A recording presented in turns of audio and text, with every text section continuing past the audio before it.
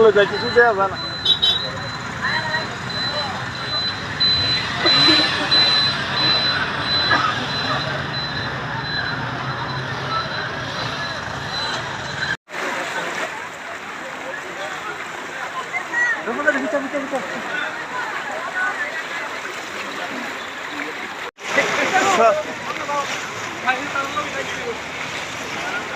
পিচ্ছা কি সুন্দর ছবি।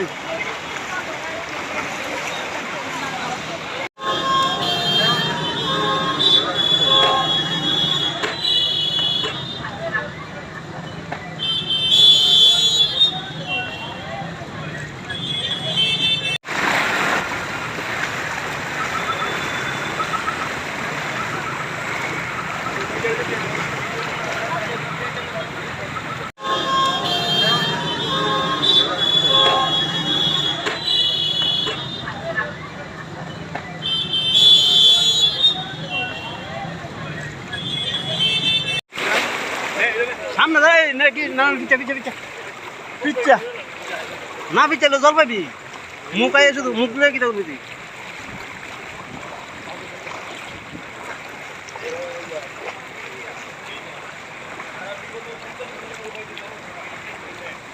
একটু সিকিউরিটিরা একটু সাইড দেন না।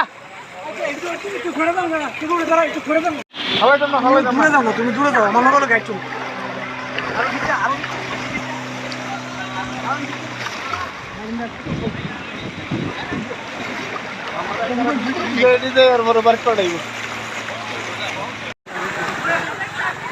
আপনি সামনে না দাদা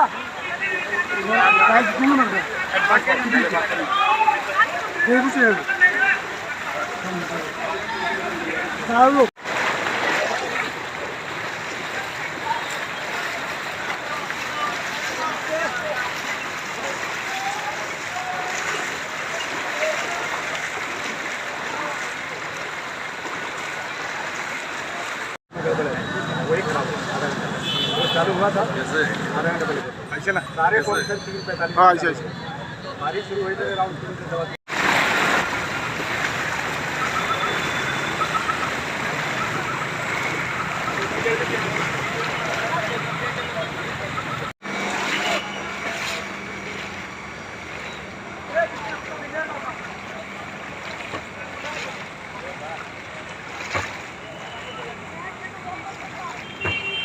জলটা এতটা জলের কারণ কি? আমরা তো পৌরসভার মেয়র।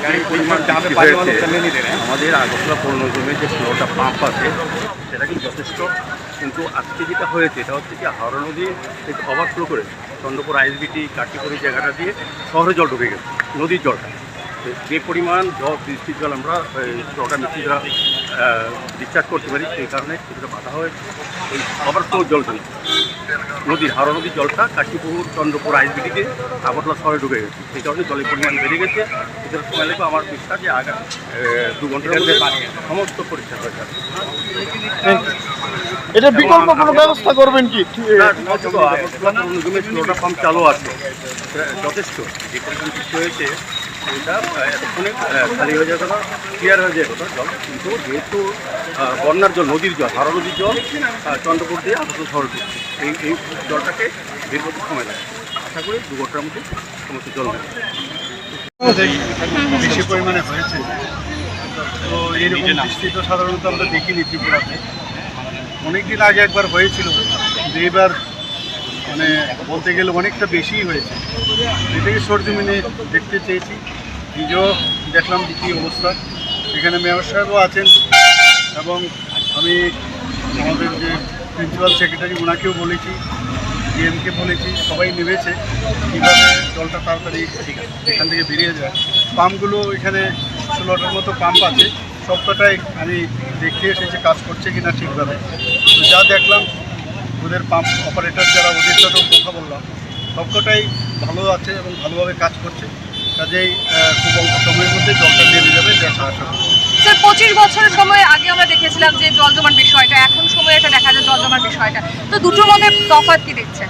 না সেরকম আগে তো জলটা প্রায় 3-4 দিন থাকতো, এইবার জল জমলে প্রায় ঘন্টাখানিকের মধ্যে বা বেশি হলে 2 ঘন্টার মধ্যে নেমে যায়। আমি যখন আসছিলাম যে পরিমাণ জল আগে হাঁটু পর্যন্ত ছিল, আস্তে আস্তে দেখলাম অনেকটা হাঁটুর থেকে নিচেই আমি জলটা অনুভব করলাম। এতে প্রমাণিত হচ্ছে যে জলটা বেরিয়ে যাচ্ছে, মোটরগুলো কাজ করছে। কাজে সেই দিক দিয়ে চিন্তা করলে আগের মতো জল জমে থাকে না, এবং 2-3 দিন সমানে, ইভেন 4 দিন আমরা আগেও দেখেছি। তো সেই তুলনায় জলটা যেহেতু বৃষ্টির পরিমাণ বেশি হয়েছে, তো জলটা যাতে বেরিয়ে যায় সেই ব্যবস্থা যথাযথভাবে আছে। তাহলে এখন একটু ওয়েট করতে হবে কখন জলটা বেরিয়ে যায়।